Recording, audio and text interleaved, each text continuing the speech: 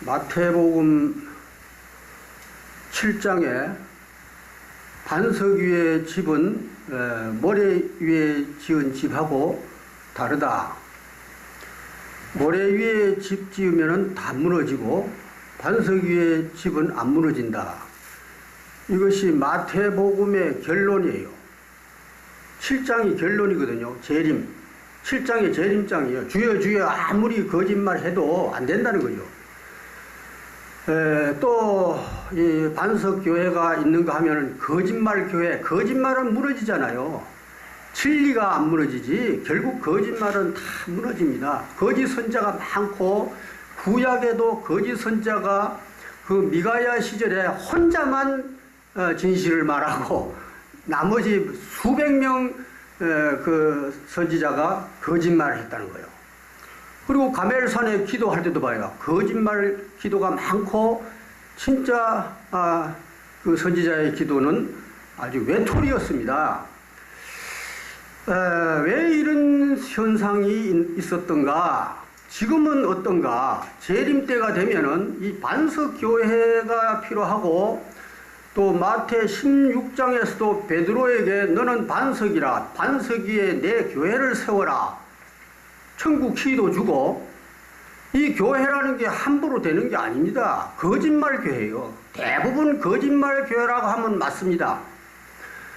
그래서 이 반석 교회를 제가 생각해 볼 때에 반석 교회는 그냥 베드로가 예수님에게 맡겨준 그 교회예요. 그러나 그 사도행전 교회가 지금 흔적이나 있습니까? 모방도 못해요. 일회용이야, 일회용. 그런데 자꾸 거기를 초대교회라고 그러는 사람도 있더라고. 그거 어떻게 초대교회요? 그 초대교회를 하더라도 안 되죠. 하더라도 안 됩니다. 처음부터 아니지만 초대교회라 하더라도 지금은 이제 밤이 되죠. 저녁이 되며 밤이 되고 밤에는 뭐요? 켜서 비치는 등불이라는 세례 요한의 교회가 그 당시 밤에 켜서 비치는 등불이었습니다. 그리고 완전하지를 못하죠. 낮이 돼야 되잖아요. 예수님은 낮 12시라고 그랬어요. 이렇게 확실하게 성경은 알게 되어 있습니다. 근데 지금 상당히 엉큼한 것 같아요. 저는 아싸하게 말합니다. 그러니까 이게 박수를 못 받아요. 아주 악평을 받아요, 제가.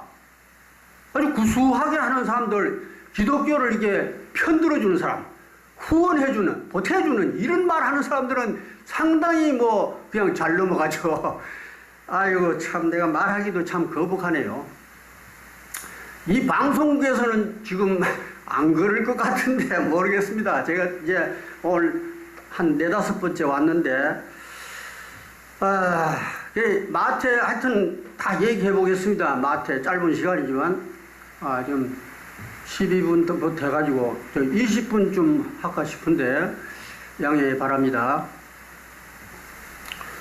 마태 1장에는 아브라함과 다윗의 자손 그랬어요. 예수님은 틀림없이 아브라함과 다윗의 자손이에요. 아까 우리 목사님하고 오면서도 인간 100%, 신 100% 그렇게 생각하자 이게 섞어 놓지 말자 이거죠. 아니 소용하게 섞어가지고 선지자를 뭐 특별한 사람으로 아니에요.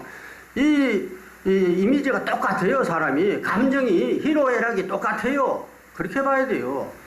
자, 그리고 그 이상 더 얘기 안 드리고 마태복음에는 성령 잉태로 되어 있어서 그 단어가 상당히 오해거리가 돼요. 그 누가복음에는 자세히 되어 있어요. 아주 그 마태복음하고 이거 합치하기 어려워요. 이게 아주 부닥쳐요. 서로 부닥쳐요. 그래서 이걸 온전하게 정리하기가 어렵습니다. 그래서 이제 마태 7장을 말씀드렸는데 16장의 반석교회 그것을 마태복음의 아주 중요한 목표입니다. 그 당시 베드로의 교회가 반석교회였는데 그러면 반석교회가 왜 무너져서 하나도 흔적이 없느냐? 영혼 구원 받았습니다. 베드로가 말했어요. 영혼의 구원을 받음이라. 그것은 잠자는 상태에 있습니다. 없어진 게 아니에요. 잠자는 사람이 뭐 죽었습니까? 잠자고 있어요, 지금. 그러면 한번 깼다 하면 이제 새벽이 되면 깨면은 이 교회가 다시, 세워지게, 저는 볼 때 스케줄이 그렇게 돼 있어요. 예수님이 재림한다는 것이 목적이지 베드로 교회 거기서 너가 마무리한다가 아니에요. 한편은 베드로의 교회가 이제 아주 끝까지 주님 모시려고 작정하고 했어요. 그러나 예수님은 처음부터 오순절 성령을 받으면 끝까지 내 증인이 되리라 그렇게 하고 다 죽는다는 말은 어디 있나 하면은 큰 계명에 보면은 목숨을 다하라 그래 돼 있어요. 죽게 돼 있어요. 한 번 죽는 것은 정하신 것이요 그랬잖아요. 그 말도 그런 데 쓰여지는 거예요. 그러나 이제 안 죽는 시대가 오죠. 그러니까 이거는 1차는 죽는 시대고 2차 예수님 재림 때는 안 죽는 시대가 그 앞에는 목숨을 다하고 그렇게 큰 계명이 둘로 돼 있어요. 두 번째는 몸처럼 네 몸처럼 한 건 안 죽는 사람의 몸을 겨냥해서 얘기한 거예요. 예수님 때도 안 죽는 줄 알았어요. 요한복음 보세요. 6장 8장에 보면 안 죽는다고 돼 있어요. 그래서 그 바리새인들이 막 달라들고 이것이 말이 50도 못된 것이 안 죽는다 하고 말이지. 아브라함도 죽고 선지자도 죽었는데 이게 돌았네. 막 이렇게 시비를 걸었죠. 그리고 예수님이 처음에는 안 죽는다는 말을 했습니다. 자, 그래서 제자들은 그 당시에 다 몰랐던 겁니다. 그래서 결국 판단이 왔죠. 그래서 사복음 기록했습니다. 이거 예수님이 기록한 거 아니에요. 확실히 이건 예수님이 기록한 거 아닙니다. 제자들이 아주 꼼꼼히 잘 배워가지고 마태가 잘 기록했어요. 그리고 가장 우수한 사람은 요한 사도입니다. 요한 사도는 그 배경이 참 좋아요. 부모가 우리 아들을 한 놈은 우편에 한 놈은 좌편에 앉혀주세요. 이렇게 노비를 했어요. 그만큼 열성적이다. 이죠. 그 당시에 그 아들들이 그 나가서 예수 따라다니면 뭐 이게 아주 나쁜 놈으로 그냥 집에서 쫓아내버리는데 예수님도 쫓겨나왔어요. 집에서 나가라고 나갔다. 그런 내용이 있어요. 자, 우리가 이런 진짜 예수님 그 당시의 실제 상황을 이게 거창하게 만들어가지고 아주 이상하게 만들어가지고 이제 이 크리스마스도 봐요. 그게 얼마나 크리스마스를 세계화시켜가지고 그 크리스마스 그 당시에는 아무 흔적도 없어요. 크리스마스에 대해서 그 시대 사람들이 십자가 죽인 것도 우리는 뭐 죽인 일이 없다 한다는데 뭐 그만큼 아주 그 미미한 사건이었어요. 자, 그러면 이제 마태 1장에는 이제 족보처럼 이렇게 되어 있는데 거기에 5 여자가 나옵니다. 이 5 여자는 율법적으로 불량품이에요. 완전히 불량품이에요. 그런데 복음적으로 생각하면 아주 위대한 선구자예요. 이런 것을 저는 혼자 이렇게 깨닫고 정말 이건 내 생각이 맞다고 생각합니다. 예수님은 그 후에도 마리아들하고 놀았어요. 예수님이 마리아의 가장 팬이야. 아주 열렬한 팬이 마리아입니다. 그 중에도 창녀예요, 창녀. 이래서 율법 시대와 복음 시대가 뭐 100% 다르죠. 100% 다릅니다. 그게 복음이에요. 마태복음을 볼 때 그걸 복음이라고 썼는데 이건 남의 다리 긁고 있는 거예요, 지금. 마태복음에 대해서 관심 없어요. 뭐 이런 걸 써놔서 시아버지하고 뭐 이래가지고 알을 쌍둥이를 낳아가지고 말이야. 그래, 룻도 또 그 이방 여자가 그거 보아서 점잖은 영감하고 또 해가지고 그것도 다말처럼 쌍둥이 낳으라고 이렇게 축복을 해주고 막 그랬어요. 저는 이 분위기의 이미지를 알겠어요. 마태복음의 이미지를 알겠어요. 그리고 그 성모 마리아를 천주교에서 아주 이거 훅가시 넣어가지고 말 크게 만들어 놨잖아요. 성모를. 그 기독교에서는 왜 성모를 하느냐 또 이렇게 말합니다. 그러면 예수님에 대해서는 그걸 못 잘라고? 왜 그게 그거지? 자, 그래서 마태 1장에 그런 말이 있고 2장에는 동방박사가 이렇게 귀띔을 했는데 두 사람을 다 죽여버린 거야. 그러니까 마태 1장 21절에 구원에 대해서 예수를 구원자라 하라. 그가 자기 백성을 그들의 죄에서 구원하러 왔다. 그 악당들의 유대 율법주의자 거기에서 구원하는 것이 예수님의 1차 구원의 근본이 구원이 그것이에요. 뭐 에덴 동산 얘기하면 안 돼요. 다시 에덴 동산 사건이 벌어진 거예요. 예수님도 거기에 해당되는 그 누굽니까? 맞아 죽은 사람, 돌에 맞아 죽은 사람, 가인과 아벨이잖아요. 예수님이 아벨격이에요. 그러면 그 다음 어제는 자동적으로 또 때린 사람이 있을 거 아니에요, 예수님을. 그게 마태 21장에 하나님이 여러 차례 보내고 이제 아들을 보내야지. 그래 아들 차례가 됐는데 아들을 보내니까 농부들이 아이고 상속자 왔다 죽여버리자 그랬잖아요. 이런 얘기는 아예 본체 많지 않아요. 이게 핵심인데 진짜 예수님 죽음의 핵심이에요 그게. 그래야 죽인 사람이 명단이 나오잖아요. 누가 죽였다는 게. 그거는 이제 영적인 의미가 있겠죠. 그거는 실제로는 십자가에 못 박아 죽였잖아요. 로마 병정이 죽였잖아요. 그게 다입니까? 왜 그 일부분만 자꾸 키웁니까? 한쪽은 없애버리고. 그 균형이 안 맞잖아요. 그리고 우리가 이 현충일 난 상당히 의미가 있다고 보는데 왜 교회에서는 현충일이라는 말 하지도 않습니까? 우리 먼저 가신 성도들이 목숨을 다 잃었는데 나라를 위해서 이게 진짜 나라 아닙니까? 진짜 나라에 이 마귀들에게 희생당했는데 그 하나님과 반대되는 신의 단체가 에덴 동산부터 계속 악당이 행세를 하고 있는데 거짓말 해가지고 뱀하고 내통해가지고 가인이 뱀하고 내통한 거요.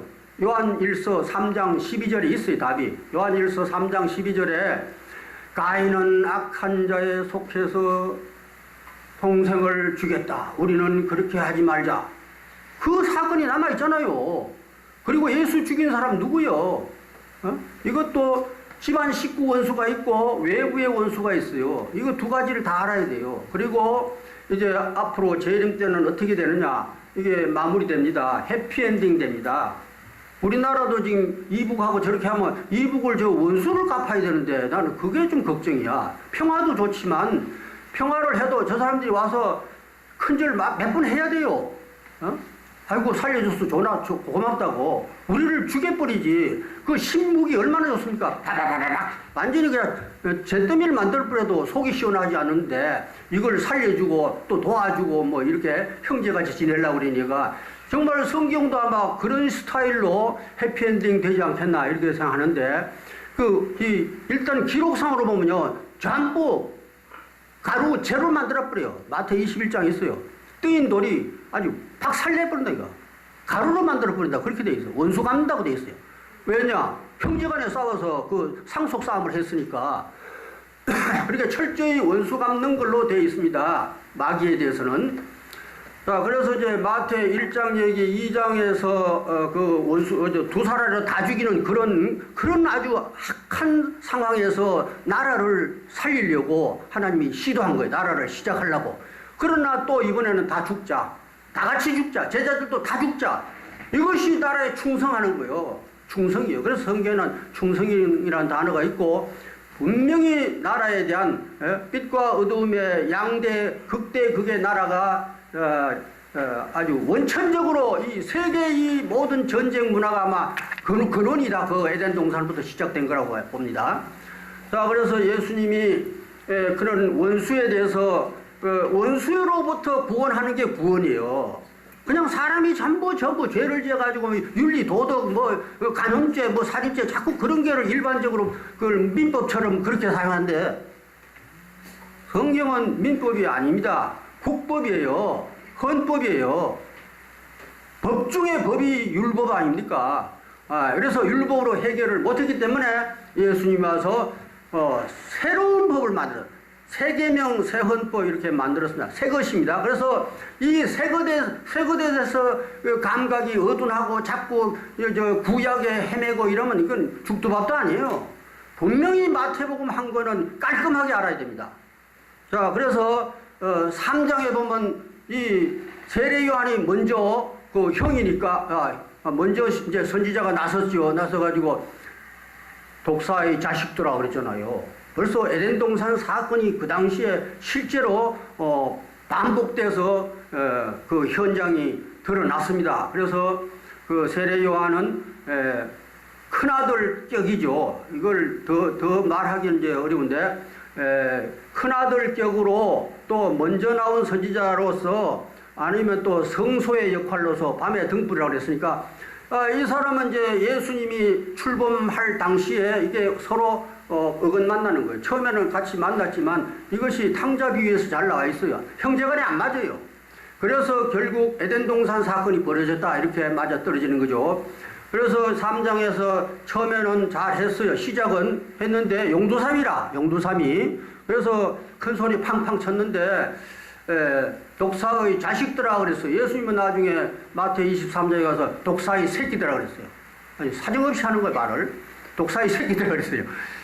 표현상 그렇게 돼 있고, 자 그래서 이제 마태 3장 4장에는 복음 뭐 병을 고치며 예수님이 복음을 전파하셨더라. 그리고 4장 17절에는 예수님이 회개하라 그랬어요. 그래서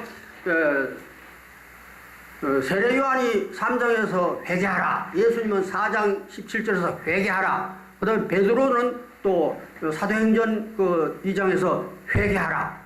계시록에 와서는 아시아 7교회에게 회개하라. 이게 복음인데 왜 회개하라느냐? 그 죄가 뭐냐? 이걸 알아내야 돼요. 그래야 구원이 성립이 돼요. 이렇게 전부 뭐 그냥 이게 혼합적인 그런 거는 안 됩니다. 그래서 딱딱 구분해서 아주 한계를 지어서 공간은 공간이고 밤은 밤이고 새벽은 새벽이고 낮은 낮이고 선지자도 진짜가 있고 가짜가 있고 전부 이렇게 분석을 해야 돼요.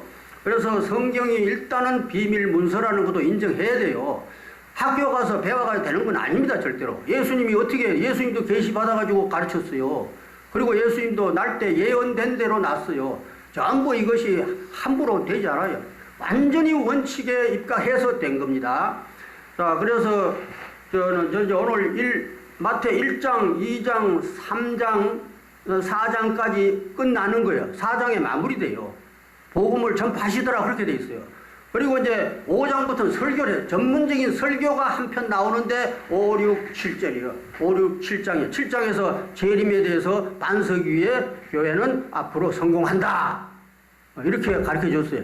주여 주여 하면 안 된다는 거죠.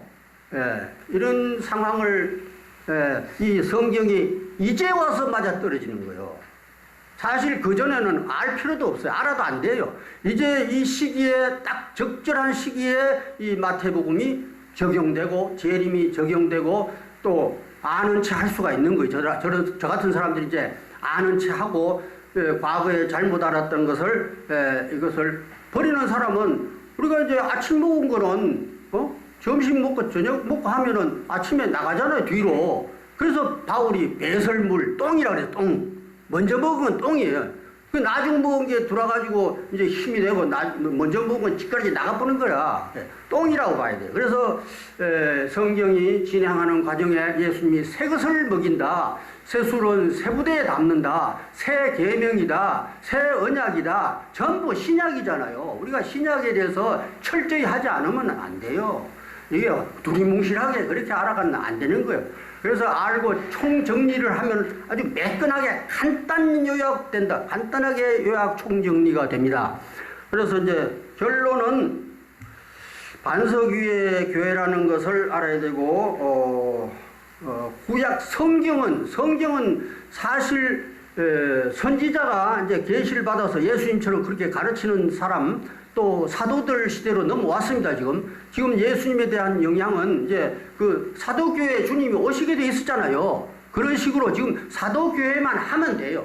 반석교회만 다시 중건하면은 중건이라는 말은 성경에 있고 우리 보통 말로서는 다시 세우는 걸 복원이라고 하죠.